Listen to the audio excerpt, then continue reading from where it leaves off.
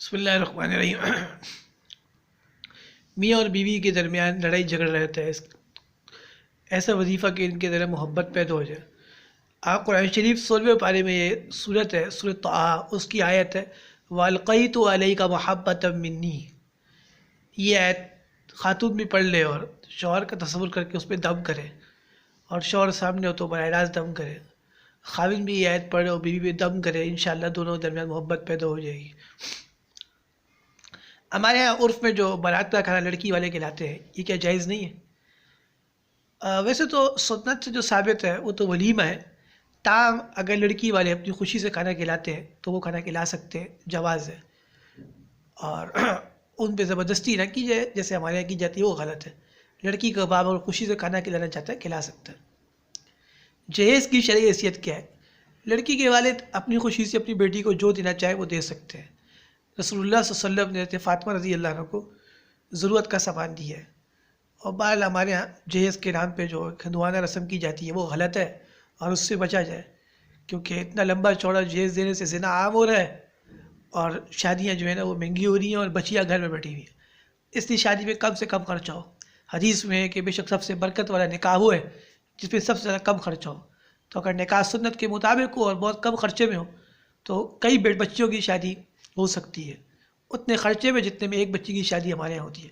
اس لیے جہیز بھی کم سے کم دیا جائے تاکہ معاشرے کے اندر نکاح عام ہو اور زنا ختم ہو جائے۔ نکاح تو ہے اس لیے کہ زنا کو ختم کیا جائے۔ نکاح کے بعد اور رخصتی سے پہلے اگر لڑکی کو طلاق ہو جائے تو مہر کا کیا حکم ہے؟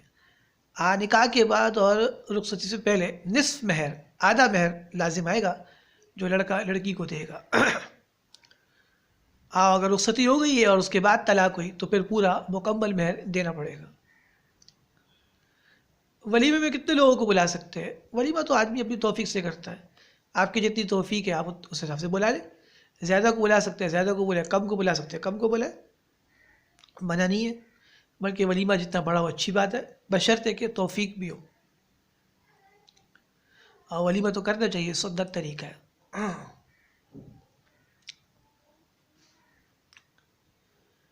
بعض لوگ اپنی بیویوں کو مجبور کرتے ہیں کہ اس راستے سے ان کے ساتھ جماع کریں جس سے خدا نے منع کی ہے، اس کو لوطی عمل کہا جاتا ہے۔ ایسے لوگوں کے بارے میں کیا حکم ہے؟ گناہ کا کام ہے بہت بڑا۔ حق تعالیٰ نے جو راستہ مقرر فرمایا وہیں سے جمع ہوگا، کسی اور راستے سے نہیں ہوگا۔ اور جو خاوند اپنی بیویوں کو لوطی عمل پہ اصرار کرتے ہیں کو سمجھایا جائے بار بار، اگر بار بار سمجھانے سے نہیں مانتے اور پھر بھی وہی کرتے ہیں تو ایسے خاوندوں سے طلاق لے لینی چاہیے، علماء دین فرماتے ہیں۔ خاوند کو بھی ایک حاصل نہیں ہے کہ وہ بیوی کو غیر شرعی کام کا کہے، ورنہ وہ بھی گنہگار ہوگا برابر کا۔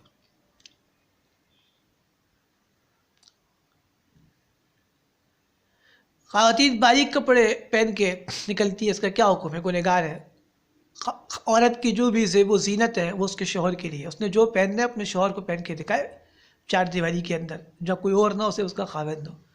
باقی جب باہر نکلے برقع پہن کے نکلے اور بڑی چادر لے اپنے آپ کو ڈھانک لے۔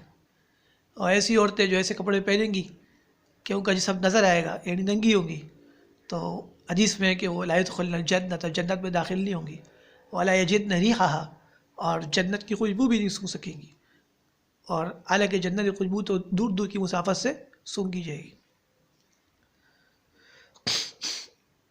اس لیے خاوندوں کو چاہیے کہ اپنی بیویوں کو حیا کے کپڑے پہنایا کرے، اسی میں بقا ہے ان کی بھی اور گھرانے کے بھی۔ لڑکی کی ولادت پر کتنے بکرے ذبح ہوں گے؟ لڑکے کی ولادت پہ 2 بکرے ذبح ہوں گے اور لڑکی کی ولادت پر 1 ہوگا۔ عقیقے والے دن کتنے کام کرنے ہیں؟ عقیقے والے دن 4 کام کرنے ہیں آپ کو۔ ایک، نام کا اعلان کرنا ہے۔ دوسرا، لڑکا ہے یا لڑکی تو اس کی طرف سے، لڑکا ہے تو 2 بکرے، لڑکی ہے تو 1 بکرا ذبح کرنا ہے۔ اور بال تراش کے بچے کے سونے یا چاندی کے برابر وزن کر کے جو رقم بنے وہ صدقہ خیرات کرنے، یعنی 3 کام کرنے ہیں۔ عقیقہ یا تو 7ویں دن ہوگا، یا پھر 14ویں دن، اور یا پھر 21ویں دن عقیقہ کیا جائے گا۔ ایسا امام جو داڑھی منڈاتا ہو اس کے پیچھے نماز پڑھنے کا کیا حکم ہے؟ داڑھی منڈے امام کے پیچھے فقہا فرماتے ہیں نماز نہیں ہوتی، مکروہ تحریمی ہے۔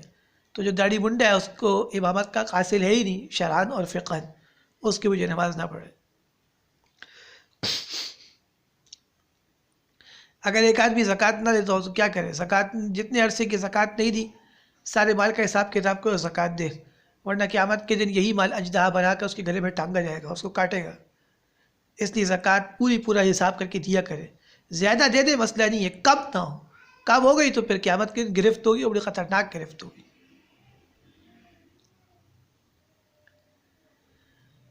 بے نمازی کی کیا سزا ہے؟ حدیث میں آتا ہے جو نماز میں سستی کرتا ہے اللہ تعالیٰ قبر میں ایک اژدہا مقرر فرماتے ہیں جو اس کو ایک دفعہ کاٹتا ہے 70 ہاتھ زمین کے اندر چلا جاتا ہے، اور ایک دفعہ کاٹنے کی تکلیف قیامت تک محسوس کرے گا، اور وہ اژدہا اس کو قیامت تک کاٹتا رہے گا۔ حساب سے زیادہ خطرناک ہے اور اس سے بڑا ہے اژدہا۔ مرد کیا سونا چاندی استعمال کر سکتے ہیں؟ سونا تو بالکل بھی استعمال نہیں کر سکتے، مردوں کے لیے سونا استعمال کرنا حرام۔ چاندی اگر استعمال کرنا چاہتے ہیں جیسے انگوٹھی وغیرہ میں تو کوشش کریں بس 4.5 ماشے ہو یا اس سے کم ہو۔ 4.5 ماشے زیادہ چاندی استعمال کرنا مرد کے لیے منع ہے، ناجائز ہے۔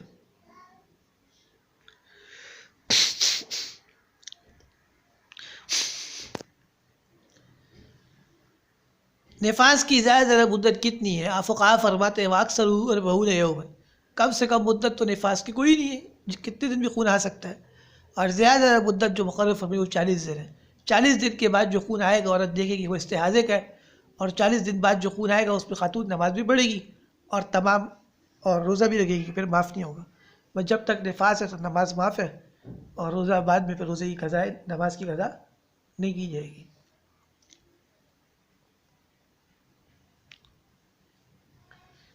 کیا سنت موقت پڑھنا لازمی ہے؟ جی ہاں، ضروری ہے۔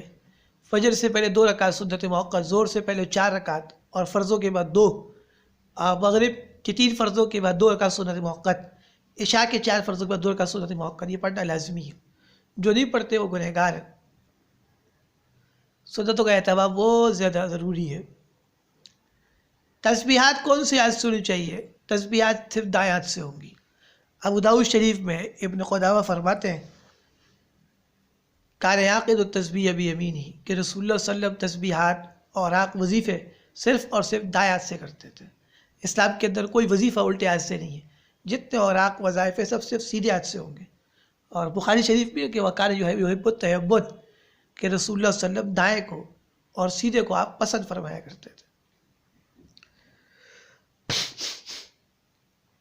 اولاد کے لیے کوئی وظیفہ؟ جن کے اولاد نہیں وہ نمازوں کے بعد 3 دفعہ یہ دعا پڑھا کرے، ربی ہب لی من لدنک ذریۃ طیبہ انک سمیع الدعاء، اور صبح اور شام 10 دفعہ یہ کلمات پڑھے، یا عزیز یا جمیل عزیزا جمیلا ملکا کبیرا، یا عزیز یا جمیل عزیزا جمیلا ملکا کبیرا، 10 دفعہ یہ صبح، 10 دفعہ شام۔ اس کے ساتھ یہ آیت ملا لیں، یہ بھی 10 دفعہ پڑھنی ہے صبح اور شام۔ ربی لا تذرنی فردا وانت خیر الوارثین، خدایا مجھے اکیلا مت چھوڑ اور آپ بہترین وارث ہیں، کیونکہ اکیلا تو صرف خدا ہی اچھا لگتا ہے۔ ربی لا تذرنی فردا وانت خیر الوارثین۔ شیعوں کے بارے میں کیا حکم ہے؟ جو شیعہ کا عقیدہ کفر والا ہے وہ کافر ہے، در اسلام سے خارج ہے۔ جو شیعہ حضرت عائشہ رضی اللہ عنہ پہ تہمت باندھتا ہے یا قرآن کا منکر ہے تو وہ بغیر شک شبے کے کافر ہے، اور عموماً شیعوں کے عقائد کفر والے ہیں۔ اس زمانے میں شیعہ نہیں ہے، روافظ ہے، رافضی ہے اس زمانے میں۔ علی پگڑی والے کو مجھے نماز پڑھنے کا کیا حکم ہے؟ ان کی مجھے نماز نہیں پڑھنی چاہیے۔ الاختیار جلد 1 صفحہ 58 پر ہے کہ امام ابو حنیفہ رحمۃ اللہ علیہ فرماتے لا ارى الصلاة خلف المبتدع، میں بدعتی کی مجھے نماز پڑھنے کا قائل نہیں ہوں۔ اور بدائع سرائے میں علامہ کسانی رحمۃ اللہ علیہ کے حوالے سے علامہ کسانی رحمۃ اللہ علیہ نے بھی امام یوسف اور امام محمد کئی کو نقل فرمایا ہے کہ یہ حضرات بھی بدعتیوں کو مجھے نماز پڑھنے کا قائل نہیں تھے۔ اور ترمذی شریف میں کہ عبداللہ ابن عمر رضی اللہ عنہ شاگردوں کے ساتھ جا رہے تھے، راستے میں مغرب کی نماز کا ٹائم ہو گیا، اور اس مسجد میں نماز کے لیے گئے تو وہاں دیکھا وہ بدعت ہو رہی تھی، تصویب۔